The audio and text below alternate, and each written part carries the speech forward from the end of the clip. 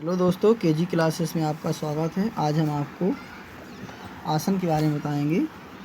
उत्थित द्विपादासन विधि है। सर्वप्रथम हम पीठ के बल आराम के साथ लेट जाते हैं। हथेलियों को कमर के ऊपर बराबर में ऊपर की ओर खुली हुई रखते हैं। दोनों पैरों की एड़ी पंजे मिलाकर रखते हैं। धीरे धीरे दोनों पैरों को आपस में मिलाकर ऊपर ले जाते हैं। अपने शरीर सामर्थ्य अनुसार 70 अंश तक ले जाते हैं। इस स्थिति में 5 से 10 सेकंड तक रुकते हैं। इसके पश्चात धीरे धीरे दोनों पैरों को सीधा कर रखते हुए नीचे ले आते हैं व भूमि पर रख देते हैं। ऐसा शुरुआत के अभ्यासी व्यक्ति दोनों पैरों से 3-3 बार करते हैं। अभ्यास बढ़ने के पश्चात 11 बार तक इसकी संख्या बढ़ाई जा सकती है। लाभ: पाचन क्रिया की गड़बड़ी को ठीक करता है। उदर संबंधी आंतों की क्रिया को ठीक करता है। अतिरिक्त चर्बी को दूर करता है। शरीर में लचीलापन लाता है। आंतों की सक्रियता को बढ़ाकर कब्ज को दूर करता है। किसे करना है? पूर्ण स्वस्थ व्यक्ति ही इस आसन को करें। किसे नहीं करना है? ज्वर से पीड़ित व्यक्ति, हृदय रोगी व्यक्ति, पीठ दर्द, त्रिकशूल, सियाटिका, सर्जरी वाले व्यक्ति ना करें तथा गर्भवती महिलाएं इस आसन को ना करें। सावधानी: उत्थित एक पाद आसन के बाद ही करें। अगला है सर्वांगासन विधि। सर्वप्रथम हम पीठ के बल आराम के साथ लेट जाते हैं। इसके पश्चात दोनों हाथों की हथेलियों को कमर के बाजू में जमीन पर ऊपर की ओर खुली हुई रखते हैं। दोनों पैरों की एड़ी पंजों को धीरे धीरे बिना घुटना मोड़े ऊपर की ओर 90 अंश के कोण तक ले जाते हैं। उत्थित द्विपाद आसन की तरह दोनों हाथों की हथेलियों की सहायता से पीठ पर सहारा देते हुए कमर वाला भाग ऊपर की ओर आराम के साथ ले जाते हैं। ऐसी स्थिति में शरीर का वजन दोनों हथेलियों और कूहनियों पर आ जाता है और सीना दाढ़ी के पास आ जाता है। आसन करते समय श्वास प्रश्वास सामान्य रखते हैं और 10 सेकंड से 1 मिनट तक रुकते हैं। जिस प्रकार शरीर को हाथों व हथेलियों की सहायता से ऊपर ले गए थे, ठीक उसी प्रकार जमीन पर धीरे धीरे वापस आ जाते हैं। वापस आते समय हाथों की सहायता लेना अनिवार्य है। नोट: इस आसन को ताकत लगाकर नहीं करना है। व्यायाम के जैसे ना करें। सर्वांग आसन के बाद मध्यस्थ आसन करना अनिवार्य है।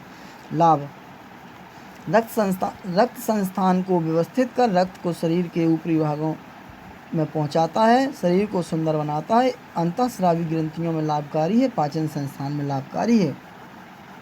किसे करना है? पूर्ण स्वस्थ व्यक्ति ही इसे करें। किसे नहीं करना है? ज्वर से पीड़ित, अस्वस्थ, हृदय रोगी, पीठ दर्द से ग्रसित व्यक्ति इस आसन को ना करें। त्रिकशूल, सियाटिका, सर्जरी वाले व्यक्ति तथा गर्भवती महिलाएं इस आसन को ना करें। अगला है मत्स्यासन विधि। सर्वप्रथम हम पीठ के बल आराम के साथ लेट जाते हैं। हथेली कमर के बराबर ऊपर की ओर खुली हुई रखते हैं। दोनों पैरों की एड़ी पंजे मिलाकर रखते हैं। इसके पश्चात दोनों घुटनों को हाथों की सहायता से मोड़कर पद्मासन लगाते हैं तथा जंघा और घुटने जमीन पर रखते हैं। इसके पश्चात हाथों की सहायता लेकर गर्दन वाले भाग को मोड़कर जमीन पर जमा देते हैं। इसके पश्चात दोनों हाथों से पैरों के अंगूठे पकड़ लेते हैं। इस स्थिति में 10 से 15 सेकंड तक रुकते हैं। एक बार इसका अभ्यास करते हैं। अब हम जिस प्रकार आसन में गए थे, ठीक उसी प्रकार वापस आ जाते हैं। यह आसन शरीर सामर्थ्य अनुसार करते हैं और धीरे धीरे हाथों की सहायता से पैरों को सीधा कर लेते हैं और कुछ देर विश्राम करते हैं। लाभ: यह आसन शरीर को लचीला बनाता है। श्वसन संस्थान में लाभकारी है। आत्मविश्वास बढ़ाता है। किसे करना है? पूर्ण स्वस्थ व्यक्ति ही इस आसन को करें। किसे नहीं करना है? ज्वर से पीड़ित व्यक्ति, अस्वस्थ, हृदय रोगी, पीठ दर्द ग्रसित व्यक्ति इस आसन को ना करें। त्रिकशूल, सियाटिका, सर्जरी वाले व्यक्ति तथा गर्भवती महिलाएं इस आसन को ना करें। अगला है हलासन विधि। सर्वप्रथम हम इस आसन को करने के लिए पीठ के बल आराम से लेट जाते हैं। दोनों हथेली कमर के बराबर में जमीन पर ऊपर की ओर खुली हुई रखते हैं। एड़ी पंजे मिले हुए रहते हैं। फिर धीरे धीरे कमर को जमीन से ऊपर की ओर उठाते हुए पीछे सिर की ओर ले जाते हैं। पैरों को सिर के पास जमीन पर लगा देते हैं। श्वास प्रश्वास सामान्य रखते हैं। 10 सेकंड से 1 मिनट तक रुकते हैं। हाथों की सहायता से शरीर को वापस ले आते हैं। यदि आसन पूर्ण स्थिति में ना आ सके तो कोई प्रयास नहीं करना है। हलासन 1 से 3 बार तक करते हैं, फिर कुछ देर तक विश्राम करते हैं। लाभ: इस आसन को करने से आंतों की क्रियाशीलता बढ़ती है। यह आसन वृक्क को व्यवस्थित करता है, अतिरिक्त चर्बी को कम करता है, शरीर को लचीला बनाता है। किसे करना है? पूर्ण स्वस्थ व्यक्ति ही इस आसन को करें, किसे नहीं करना है? वृद्ध व्यक्ति, हृदय रोगी, गर्भवती महिलाएं और सर्जरी वाले व्यक्ति इस आसन को ना करें। सावधानी, आसन की पूर्ण स्थिति में 1 मिनट से ज़्यादा ना रुकें। अगला है चक्रासन विधि। सर्वप्रथम हम पीठ केवल आराम के साथ लेट जाते हैं। हाथों की हथेलियां कमर के बराबर में ऊपर की ओर खुली हुई रखते हैं। एड़ी पंजे मिलाकर रखते हैं। फिर दोनों पैरों के घुटनों को मोड़कर पैरों की एड़ी पंजे पुट्ठों के पास रखते हैं। दोनों पंजों में 1.5 फुट का अंतर रखते हैं। दोनों हाथों को मोड़कर दोनों हाथों की हथेलियां कंधों के नीचे रखते हैं। फिर धीरे धीरे हथेलियां और पंजों पर वजन डालते हुए कमर, शरीर और कंधे अपनी सहन शक्ति के अनुसार ऊपर की ओर ले जाते हैं। इस स्थिति में 10 सेकंड से 1 मिनट तक रुकते हैं। फिर धीरे धीरे शरीर को नीचे की ओर वापस ले आते हैं।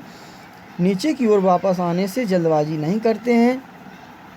पैरों को फैलाकर यथा स्थिति में वापस ले आते हैं और हाथों को कमर के बराबर में रखते हैं तथा कुछ देर विश्राम करते हैं। नोट: यह आसन व्यायाम की तरह ना करें। आसन करने में अत्यधिक बल का प्रयोग नहीं करना है। उपरोक्त विधि के अनुसार ही आसन करना चाहिए। लाभ: यह आसन पेट और पीठ की मांसपेशियों और उदर से संबंधित सभी अंगों के लिए लाभकारी है। शरीर को ताकत प्रदान करता है। शरीर को सुंदर बनाने में लाभकारी है। खिलाड़ियों के लिए लाभकारी है। पाचन संस्थान में लाभकारी है। किसे करना है? पूर्ण स्वस्थ व्यक्तियों को ही आसन करना है। किसे नहीं करना है? जो व्यक्ति पीछे नहीं झुक सकते उन्हें आसन को नहीं करना चाहिए।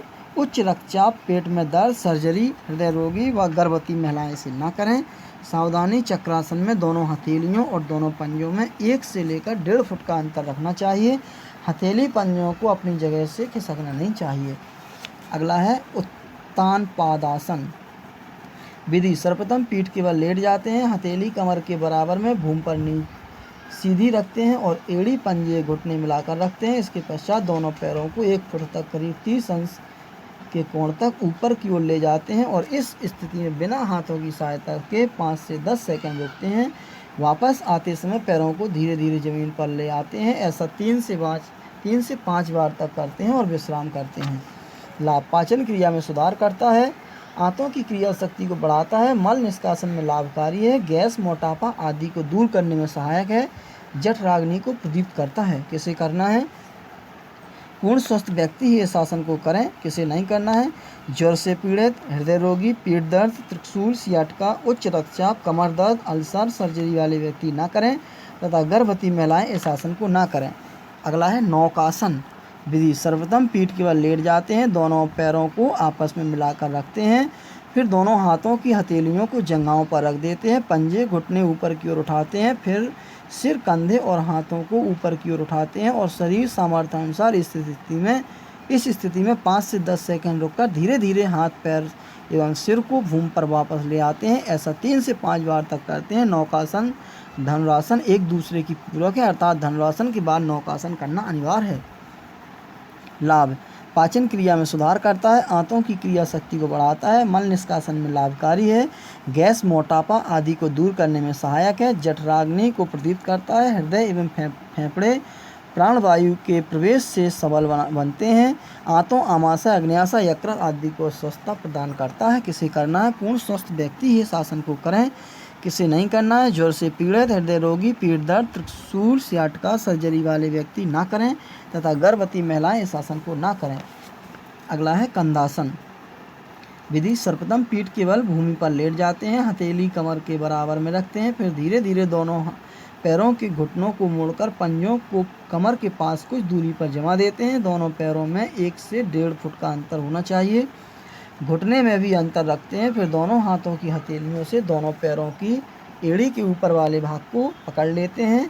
फिर कमर वाला भाग यथाशक्ति सामर्थ्य अनुसार भूमि से ऊपर उठाते हैं। श्वास प्रश्वास सामान्य रखते हैं। इस स्थिति में 5 से 20 सेकंड तक रुकते हैं। फिर धीरे धीरे कमर को भूमि पर ले आते हैं। ऐसा 1 से 3 बार करते हैं और पैरों को सामने की ओर फैला देते हैं और विश्राम करते हैं। लाभ: पीठ के दर्द में लाभ, कंधों को सुंदर आकार प्रदान करता है। घुटनों के दर्द के लिए लाभकारी है। हड्डियों के जोड़ को शक्ति प्रदान करता है। किसे करना है? पूर्ण स्वस्थ व्यक्ति इस आसन को करें। किसे नहीं करना है?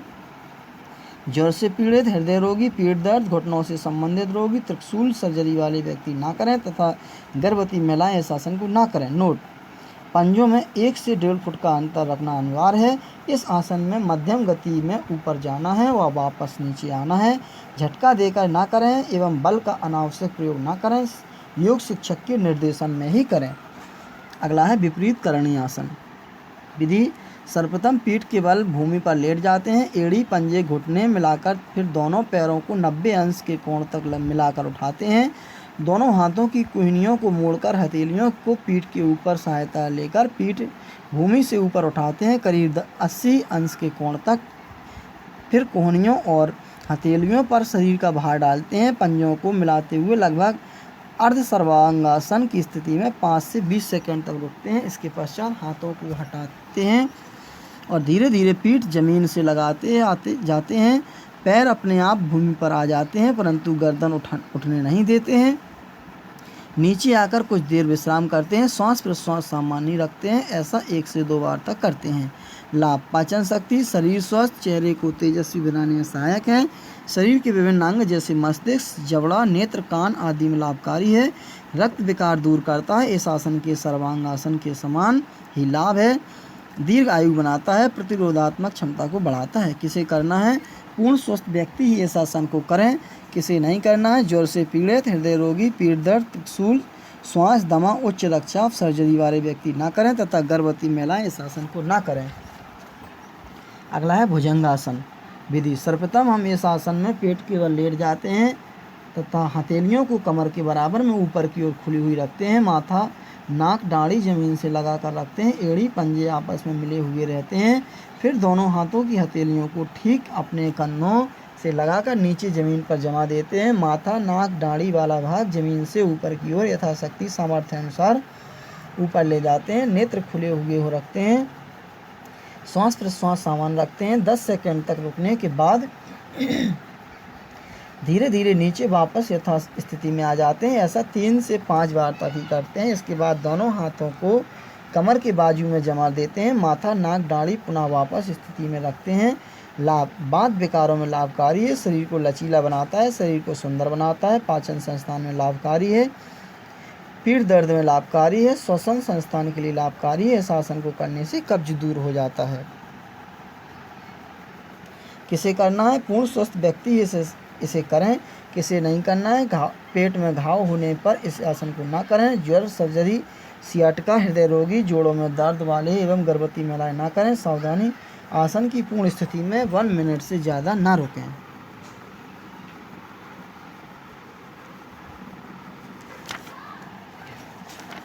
अगला है अर्ध शलभासन। विधि: सर्वप्रथम इस आसन में पेट के बल जमीन पर लेट जाइए। हथेली कमर के बराबर ऊपर की ओर खुली रखते हैं। दोनों पैरों के एड़ी पंजे मिलाकर रखते हैं। दाएं पैर के घुटने को मोड़े बिना ऊपर की ओर ले जाते हैं। पंजा, घुटना तथा जंघा वाला भाग जितना संभव हो सके उतना ऊपर की ओर ले जाते हैं। दाढ़ी का भाग जमीन पर लगाकर रखते हैं। ऐसी स्थिति में 5 सेकंड से 10 सेकंड तक रुकते हैं। फिर धीरे धीरे दाएं पैर को जमीन पर रखते हैं। ठीक इसी प्रकार बाएं पैर से दोहराते हैं। ऐसा प्रत्येक पैर से 3 से 5 बार तक करते हैं। फिर विश्राम करते हैं। लाभ: उदर व उससे संबंधित अंगों पर विशेष प्रभाव पड़ता है। मेरुदंड के निचले हिस्से को पुष्ट करता है। हृदय को मजबूती देता है। शारीरिक क्षमता बढ़ाता है। पैरों की शक्ति का विकास करता है। पाचन संस्थान को सुधारता है। वायु विकार को दूर करता है। किसे करना है? पूर्ण स्वस्थ व्यक्ति ही इस आसन को करें। किसे नहीं करना है? ज्वर, अल्सर, हार्निया और आंतों के कष्ट से पीड़ित व्यक्ति इस आसन को ना करें। जोड़ों में दर्द, सियाटिका व सर्जरी वाले व्यक्तियों को इस आसन को नहीं करना चाहिए तथा गर्भवती महिलाएं इस आसन को ना करें। सावधानी: अर्ध शलभासन को भुजंगासन की बात करना चाहिए। अगला है शलभासन। विधि: सर्वप्रथम पेट के बल आराम के साथ जमीन पर लेट जाते हैं। हाथों की हथेलियां कमर के बराबर में जमीन पर ऊपर की ओर खुली हुई रखते हैं। अर्ध शलभासन की तरह यह आसन भी दोनों पैरों से करते हैं। 5 से 10 सेकंड तक रुकते हैं तथा फिर धीरे धीरे दोनों पैरों को जमीन पर रख देते हैं। ऐसा दोनों पैरों से 3-3 बार करते हैं। यह आसन अपनी शरीर सामर्थ्य अनुसार ही करते हैं और फिर कुछ देर विश्राम करते हैं। लाभ: उदर व इससे संबंधित अंगों पर विशेष प्रभाव पड़ता है। मेरुदंड के निचले हिस्से को पुष्ट करता है। हृदय को मजबूती देता है, शारीरिक क्षमता बढ़ाता है, पैरों की शक्ति का विकास करता है, पाचन संस्थान को सुधारता है, वायु विकार को दूर करता है। किसे करना है? पूर्ण स्वस्थ व्यक्ति ही इस आसन को करें, किसे नहीं करना है? अल्सर, हार्निया, आंतों के कष्ट से पीड़ित, जोड़ों में दर्द, सियाटिका, सर्जरी वाले व्यक्तियों को और गर्भवती महिलाओं को इस आसन को नहीं करना चाहिए।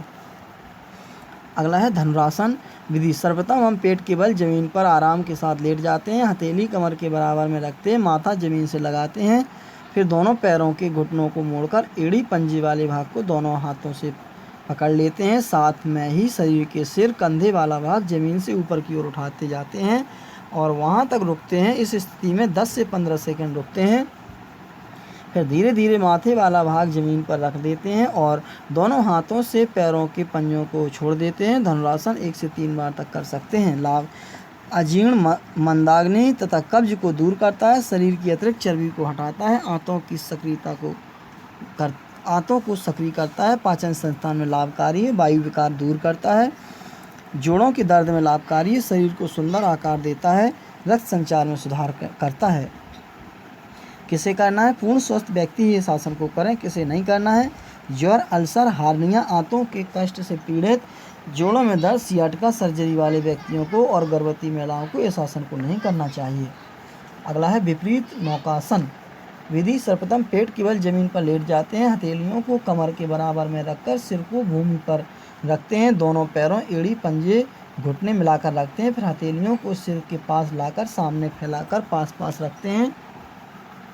अब सामर्थ्य अनुसार संपूर्ण शरीर को एक साथ ऊपर की ओर उठाते हैं, जैसे पंजे, घुटने, हथेलियां, कूहनियों, कंधे, सिर, गर्दन, सीना आदि। केवल पेट का नाभि वाला भाग ही जमीन पर रहता है। इस स्थिति में 5 से 10 सेकंड रुकते हैं। ऐसा 1 से 3 बार अभ्यास करते हैं। लाभ: मेरुदंड से संबंधित सभी रोगों में लाभकारी है, पेट की दीवार पर अच्छा प्रभाव डालता है, वायु विकार का शमन करता है, नाभि को व्यवस्थित करता है, कमर पेट की चर्बी को नियंत्रित करता है। किसे करना है? पूर्ण स्वस्थ व्यक्ति ही इस आसन को करें, किसे नहीं करना है? ज्वर से पीड़ित, हृदय रोगी, पीठ दर्द, त्रिशूल, सियाटिका, उच्च रक्तचाप, सर्जरी वाले व्यक्ति ना करें तथा गर्भवती महिलाएं इस आसन को ना करें। सावधानी, महिलाएं यह आसन ना करें। अगला है द्विपाद वृत्तासन विधि। सर्वप्रथम पीठ के बल लेट जाते हैं, सिर हथेलियों जमीन पर स्थिर रखते हैं, दोनों हथेली कमर के बराबर में रखते हैं, तत्पश्चात दोनों पैरों को दाईं ओर ले जाते हुए गोल चक्कर लगाते हुए वृत्ताकार घुमाते हैं। ऐसा 3-3 बार दाईं और बाईं ओर करते हैं। इस प्रकार पाद वृत्तासन पूर्ण होती है। प्रारंभ में एक एक गोलाकार चक्कर या वृत्त बनाते हैं, फिर सामर्थ्य अनुसार अभ्यास बढ़ाते हैं। घुटने मोड़ते नहीं हैं, सीधे ही रखते हैं, ना ही कमर उठाते हैं। लाभ: कमर के निचले भाग को पुष्ट करता है, अतिरिक्त चर्बी दूर करता है, शरीर को सुडौल करता है, पेट की दीवार पर प्रभाव डालता है, पाचन संस्थान में सुधार कर व्यवस्थित करता है। किसे करना है? पूर्ण स्वस्थ व्यक्ति ही करें, शरीर सामर्थ्य अनुसार आसन का अभ्यास करें।